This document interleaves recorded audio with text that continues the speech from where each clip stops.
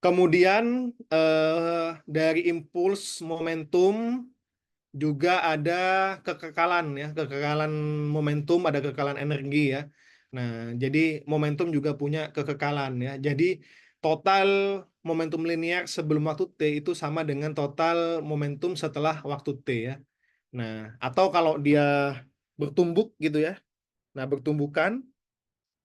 Nah, momentum sebelum tumbukan itu akan sama dengan momentum setelah tumbukan ya.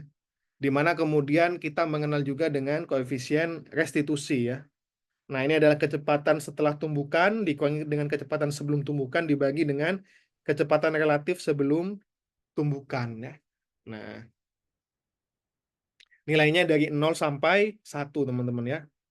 Kalau 1 artinya dia akan memantul sempurna ya. Nah, tapi kalau 0 dia nempel gitu ya teman-teman ya. Nah, prinsip hukum kekekalan momentum ini menjelaskan kenapa roket bisa bergerak ke atas ya. Nah, jadi ketika bahan bakar dikeluarkan ke bawah ya, ada momentum ke bawah dia. Nah, kemudian ini roket mendapatkan karena harus apa namanya? Harus kekal ya momentum ya. Nah, maka kemudian roket mendapatkan momentum ke atas, teman-teman ya. Nah, arahnya berlawanan dan sama besar ya. Jadi semakin besar gaya dorongnya, maka semakin besar juga nanti roket terangkat ya ke udara ya. Nah, jadi semakin besar thrust-nya ya, gaya dorong dari bahan bakarnya, maka roket akan semakin mudah untuk ke udara ya. Nah, ini dulu ada meme ya, berkelahi ya, bertumbuk kita ya. Nah, pertanyaannya adalah berapa koefisien restitusinya ya kalau mau bertumbuk ya. Nah, oke. Nah, setelah konsep momentum ya, pusat massa, momentum, kemudian juga impuls, juga hukum kekalahan momentum. Nah, itu semua nantinya bisa kita gunakan untuk gerak rotasi, teman-teman ya. Nah, jadi di gerak rotasi itu mirip dengan gerak translasi ya, gerak lurus, ada padanan-padanannya ya. Nah, ini ada namanya kecepatan sudut ya.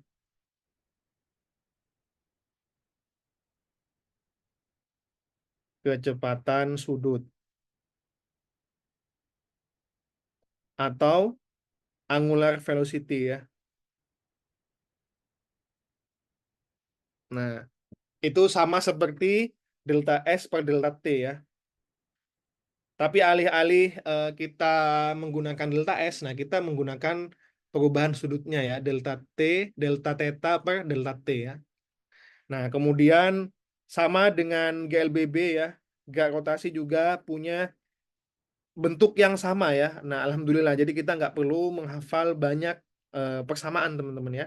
Karena bentuknya antara persamaan linear itu sama dengan persamaan rotasinya ya. Nah, ini yang sudah kita pelajari sebelumnya ya. Itu memiliki bentuk yang sama gitu ya. Bahkan apa namanya, energi kinetik ya itu juga sama teman-teman ya. Nah, jadi kalau di linear kan setengah mv kuadrat ya. Nah, di gerak rotasi kita punya gerak apa namanya, energi kinetiknya adalah setengah IW kuadrat ya, di mana I di sini adalah momen inersia ya. Ini seperti massa ya. Nah, jadi kalau di gerak translasi momen inersia itu dia mirip dengan massa ya. Nah, semakin besar momen inersianya, semakin susah benda itu digerakkan, diputar ya, diputar. Sama dengan benda, semakin besar dia masanya, semakin susah dia untuk dipindahkan ya. Nah, di gerak rotasi juga demikian, semakin besar momen inersianya, nah semakin sulit objek itu untuk diputar ya, di rotasi ya. Nah, itulah kenapa kemudian momen inersia di pusat ini ya. Nah, di pusat batang nih ya, misalkan saya punya bolpen ya, nah memutar ini itu energinya lebih besar dibandingkan kalau saya memutar seperti ini teman-teman ya. Nah, jadi itu karena perbedaan momen inersia teman-teman. Oke, nah ini contohnya ya, berbagai macam sistem inersia sistem ya. Nah, ini dalam membuat materi ini saya terpikir meme ini ya. Nah, ini kemudian diposting kemarin ya di Warstack ya. Nah, kalau ada aku butuh momen yang tepat ya, momen yang seperti apa ya, yang setengah mr kuadrat atau yang mana gitu ya. Nah, ini disebut dengan momen inersia dari berbagai macam benda ya. Nah, ini sudah dijelaskan juga di SMA ya. Nah, ini untuk cincin ya, cincin apa namanya kopong ini ya. Nah, itu mr kuadrat teman-teman ya. Tapi kalau ada ketebalannya, nah ini setengah mr1 kuadrat plus r2 kuadrat ya. Nah, kalau dia silinder ya setengah mr kuadrat teman-teman ya. Nah, dan seterusnya ya. Bola ya 2/5 mr kuadrat ya. Nah, ini semata-mata apa berdasarkan geometrinya ya. Nah, jadi dari sini kita lihat beberapa benda itu lebih sulit diputar ya dibandingkan dengan benda yang lain ya. Kita ingat semakin besar I-nya itu semakin sulit untuk diputar ya. Nah, dan bergantung pada sumbunya ya. Nah, ini misalkan kalau yang ini dia diputar terhadap apa tengahnya ya.